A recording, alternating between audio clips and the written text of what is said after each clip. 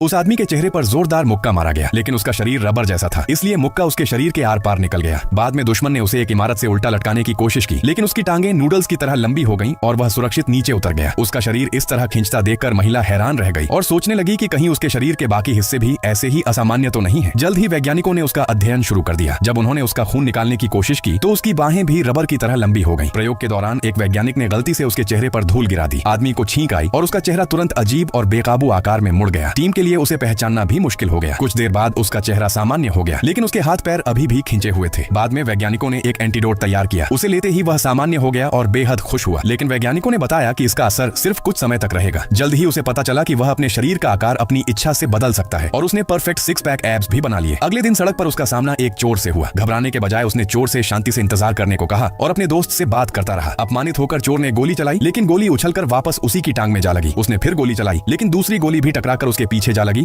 और वह जमीन पर गिर पड़ा। चोर को गिरफ्तार कर लिया गया। बेस पर लौटने के बाद कप्तान ने उसे नया मिशन दिया, एमी नाम की खतरनाक महिला को पकड़ना, जिसने कई कलेक्टरों और म्यूजियमों पर हमला किया था। उसी समय एमी एक गुप्त सौदा पूरा कर रही थी। उसने एक डिब्बा खोला जिसमें सोने का कटोरा था, हल्की मुस्कान दी और वहां से निकल गई। तभी फ्लैश पहुंचा और उससे चोरी की चीज वापस करने को कहा, लेकिन एमी के पीछे मौजूद जानवर जैसे प्राणी ने अचानक उस पर हमला कर दिया और उसे दूर फेंक दिया। फ्लैश ने तुरंत पलटकर मुकाबला किया, लेकिन उस प्राणी ने उसे सीधे स्ट्रीट लाइट के खंभे से दे मारा। एमी ने मौके का फायदा उठाया और कार में भाग गई। वह आदमी तुरंत उसके पीछे दौड़ा, अपनी बाह लंबी करके कार के पीछे वाले बम्पर को पकड़ लिया। एमी ने जितना भी एक्सीलेटर दबाया पहिए घूमते रहे, लेकिन कार आगे नहीं बढ़ी। तभी उसने पास में एक घायल व्यक्ति को देखा और उसे बचाने के लिए कार छोड़नी पड़ी। एमी की कार तुरंत नियंत्रण से बाहर हो गई और कई गाड़ियों से जा टकराई। आखिरकार एमी गिरफ्तार हो गई, लेकिन उसने चुपके से एक पुलिस बैच चुरा लिया, उससे अपनी हथकड़ियां खोल ली और एक बार फिर फरार हो गई।